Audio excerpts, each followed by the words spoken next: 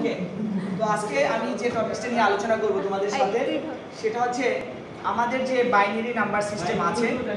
তো binary number সিস্টেমগুলো তো আমরা শিখেছি কিভাবে দশমিকে নেওয়া যায়, কিভাবে অক্টাল নেওয়া যায়, কিভাবে হেক্সাডেসিমালে নেওয়া যায়।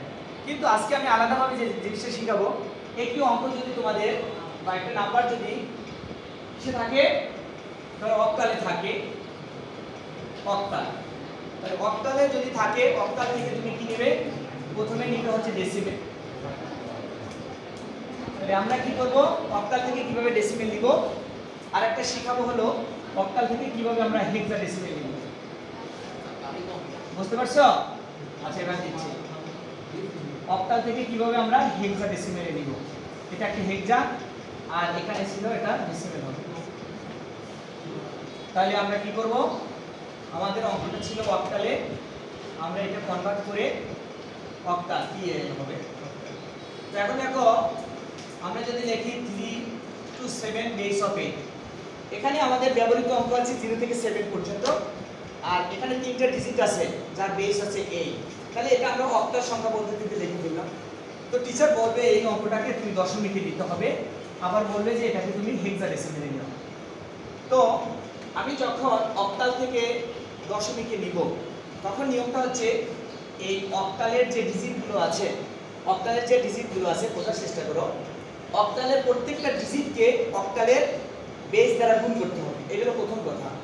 তাহলে আমি 3 × 8 প্লাস 2 × 8 প্লাস 7 × 8 কি করলাম, অক্টালের যে তিনটে ডিজিট আছে এই তিনটে ডিজিট বা অঙ্ককে আমি তার অক্টালের বেস দ্বারা গুণ করেছি। বুঝতে পেরেছি সবাই? এখন আমি অক্টালের ডিজিটগুলো হচ্ছে 0 থেকে 9 পর্যন্ত, সেইগুলো অক্টালের পাওয়ারে বসাতে হবে, অর্থাৎ 0 থেকে স্টার্ট করতে হবে। This is 0, this is 1, this is 2। বুঝতে পেরেছি? তাহলে আমরা হাতের ডান দিক থেকে বাম দিকে যাব, এবং এইখানে যে ডিজিটগুলো বসিয়েছি এগুলো কিন্তু দশমিকের ডিজিট। একটা হলো 0, স্টার্ট করতে হবে 0 থেকে, তারপর বসাবা 1, তারপর বসাবা কি 2।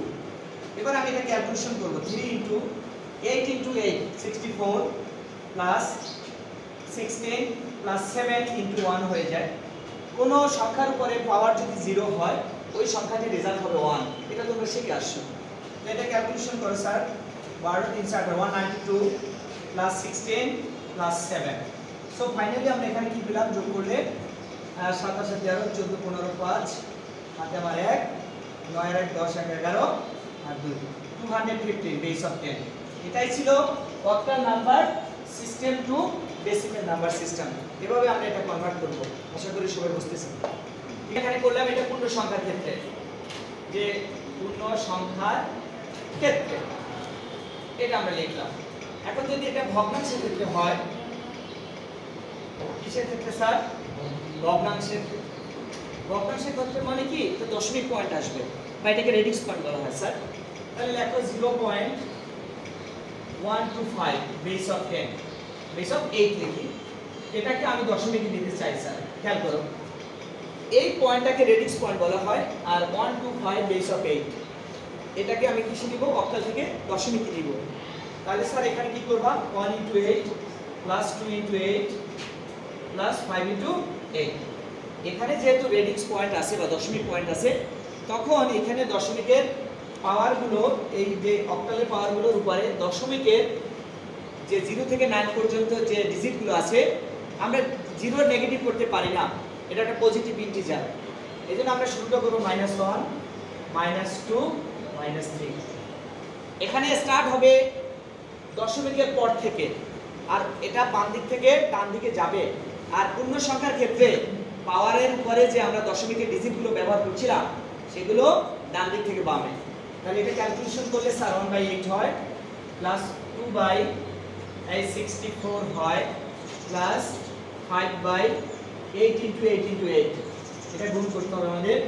তাহলে 8 × 8 × 8 ক্যালকুলেটর দিয়ে তোমরা এটা ক্যালকুলেশন করো, তাহলে রেজাল্টটা চলে আসবে। আমি আরেকটু ছোট করি, প্লাস এটাকে করলে 1/32 আসে, প্লাস 5, আর এটা হবে 8 এর 8 আর 64, তো এটাকে 8 দ্বারা গুণ করে 32, এটা 48 512, তাহলে 512। এখন এটি ক্যালকুলেশন করলে এখানে একটা রেজাল্ট আসবে, সেটা দশমিক আসবে। এটা ক্যালকুলেশন করে তোমরা আমাকে রেজাল্টটা বলো একজনে, আমি এটা লিখে দিচ্ছি। 1/8 প্লাস 1/32 প্লাস 1/512 এটা সমান আমি এই রেজাল্টটা পেয়েছি 0.167 লিখে দেওয়া লেখার দরকার 3 ঘর পর্যন্ত লিখো। তাহলে আমাদের এই রেজাল্টই ছিল এই যে 0.125 বেস অফ 8 থেকে মানে অক্টাল থেকে কিভাবে দশমিক নিব তার রেজাল্ট হচ্ছে এটা। তো এইভাবেই তোমরা পূর্ণ সংখ্যার ক্ষেত্রেও অক্টাল থেকে তুমি এসে নিতে পারবা দশমিকে, আর ভগ্নাংশের ক্ষেত্রে এভাবে নিতে পারবা। তো আশা করি তোমরা বুঝতে পারছো, রাইট? এখন যে টপিকসটা নিব আমি সেটা হচ্ছে একটা অঙ্ক অক্টালে থাকবে, তুমি কিভাবে হেক্সাডেসিমেলে নিবা। এই নিয়মগুলো তোমাদের মনে রাখতে হবে, সবাইকে বলছি খেয়াল করো। তাহলে আমরা লিখব অক্টাল টু হেক্সাডেসিমেল, ঠিক আছে? তাহলে আমাদের একটি অঙ্ক আছে অক্টাল, সাপোজ ধরো 625 বেস অফ 8, একে আমরা চেঞ্জ করব হচ্ছে হেক্সাডেসিমেল। সবাই খেয়াল করো, এখানে অক্টালের ডিজিটগুলো আছে 0 থেকে 7 পর্যন্ত। তাহলে 625 বেস অফ 8 এই অঙ্কটিকে আমি হেক্সাডেসিমেল নিতে হলে আমাদের দুইটা নিয়মে এটা করা যায়। আমি সবচেয়ে সহজ নিয়মটা তোমাদের বলে দিচ্ছি। প্রথমে যে কাজটি করতে হবে, এই অঙ্কটিকে বাইনারিতে কনভার্ট করতে হবে। আর অক্টালের যেহেতু বেস হচ্ছে 8, তাহলে আমরা কি করব, এটার 3 বিট করে সাজাতে হবে, বাইনারি 3 বিট করে নিতে হবে। তাহলে স্যার আমরা এখানে 6, এখানে 2, এখানে 5, তাহলে 6 বের করার জন্য আমরা এখানে এই যে অক্টাল নাম্বার সিস্টেমের ক্ষেত্রে এরকম একটি স্টক আছে বা টেবিল আছে, যেখানে আমরা 1 2 4 এই তিনটা নাম্বার তিনটা ডিজিট বা অঙ্ক বা তুমি সাংকেতিক চিহ্ন বা কোড এটা ধরে নিবা। একটা হচ্ছে 1, একটা 2, একটা কত স্যার 4।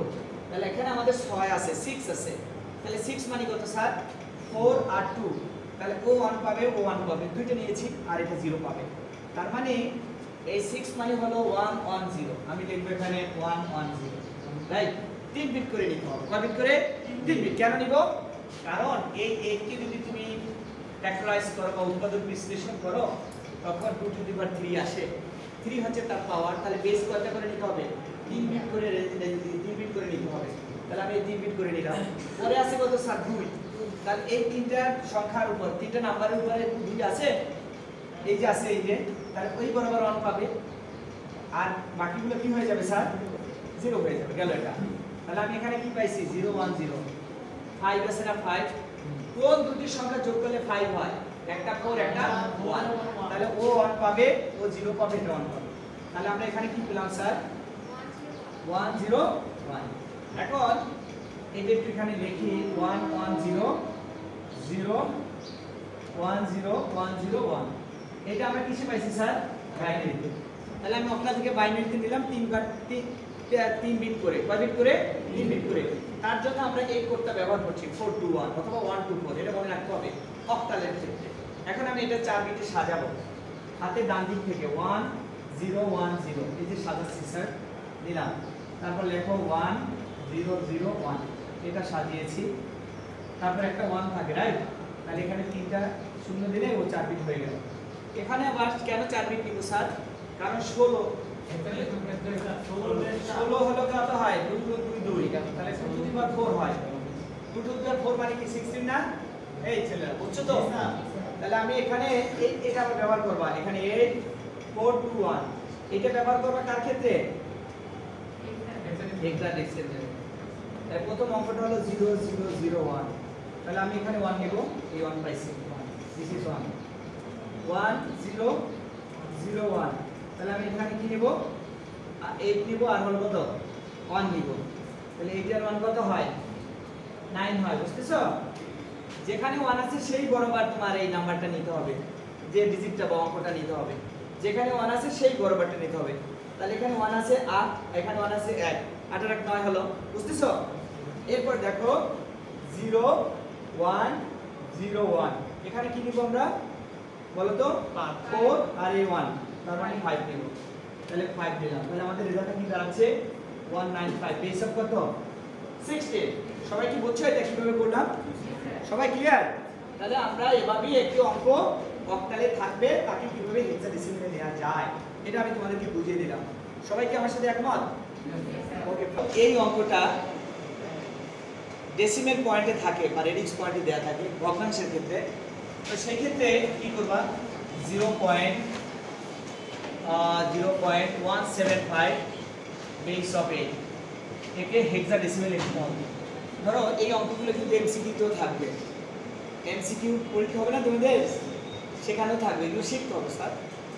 তাহলে এখানেও কি করবা, ওই কোড নেবা 3 বিট করে এটা, আর এখানে একটা দশমিক, এই শূন্য মানে তো 3টে শূন্য দিবা, না লিখলেও চলে। এটা মানে এটা মানে 101, রাইট? এটা কিভাবে পেয়েছি, এখানে দেখো ও 21 নিলাম। তো স্যার এইখানে আমাদের কিন্তু জিরো নেই, এই কোডগুলোর মধ্যে কোনো জিরো আছে না, তাই এই নাম্বার 3টের মধ্যে কোনো জিরো আছে না, তাহলে এখানে শূন্য দেব। তারপর আছে কত 001, তার মানে 1 পেয়েছি আমি, এই যে 1 বরাবর 1। তারপরে 7 হয় কত কোথায়, 4 2 6 1 7, তিনটা হয় 1 1 1, বোঝা যায় 101, এটা 5 হবে, এই যে দেখো। এখন আমি যে রেজাল্টটা পেলাম আমি একটু লিখি এখানে 0.1101, এটা তো বাইনারি পাইছি। এখন এটাকে তুমি সাজাবা কয় বিট করে, হ্যাঁ না না এটা তো ঠিক দিছি আমি। এখন তুমি 4 বিট নাও 1011, এই যে 4 বিট, তারপর লেখো 1110, লেখছো 1 2 3 4, এই চারটা, এটা 00000, এটা লিখতে পারো না, লিখো 0.000, এটা লিখতে পারো না, এটা মানে 0, এটা মানেও 0, এটা মানে 7, এটা মানে কি হবে, এখানে দেখো 8421 বসাই দাও, দেখো কি হয়, বসালে হয় কত 1101, তাহলে 8 আর 7 12, 12 আর কত 13, 13 না, 13 হলে কি হয় স্যার, ঠিক হয়। তাহলে আমরা কি রেজাল্টটা পাইলাম 0.07 ডি। সবাই কি বুঝছো এটা? জি স্যার। সবাই কি ক্লিয়ার? তুমি বুঝছো আফসানা? ঠিক আছে, তাহলে আমরা এটাও শিখে ফেললাম। এবার লেখো হেক্সাডেসিমেল টু অক্টাল। না ডেসিমেলটা দেখাই দিই আগে, হেক্সাডেসিমেল টু ডেসিমেল। তাহলে আমাদের একটা অঙ্ক আছে, ধরো 3a b, এটা হবে অসুবিধা নেই। 3ab লিখলাম, বেস দিলাম 16। টিচার বলছে এটাকে তুমি কিভাবে দশমিকে নিবা, একটা কোশ্চেন হতে পারে। এখানেও অক্টালের নিয়মে করবা, যেটা করেছিলাম 3 × base 16 plus a × base 16 plus b × base 16, প্রত্যেকটাকে তার বেস দ্বারা গুণ করবা আগে নিয়মটার মতো।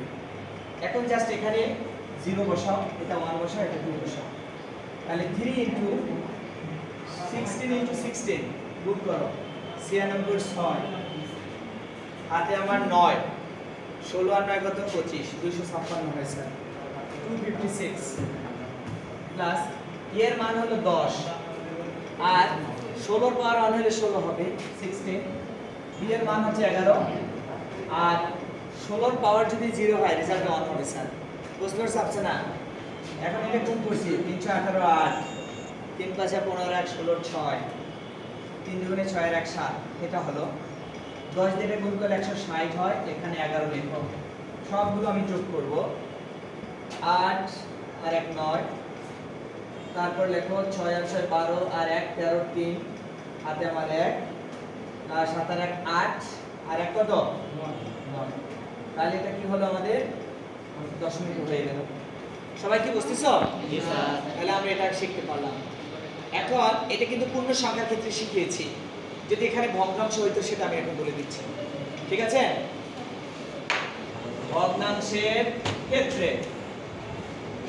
ক্ষেত্রে কি করবে তোমরা, এখন এই অঙ্কটা হলো 0.dc ধরো, হ্যাঁ এটা বেস অফ 16 আছে, ওকে তুমি দশমিকে নিবা, তাহলে b × 16 লেখো প্লাস c × 16 লিখো, পাওয়ারটা -1 হবে -2 হবে। এখানে তো ওইভাবে শুরু করতে হবে, যেহেতু এটা দশমিক পয়েন্ট দেওয়া আছে বা রেডিক্স পয়েন্ট দেওয়া আছে।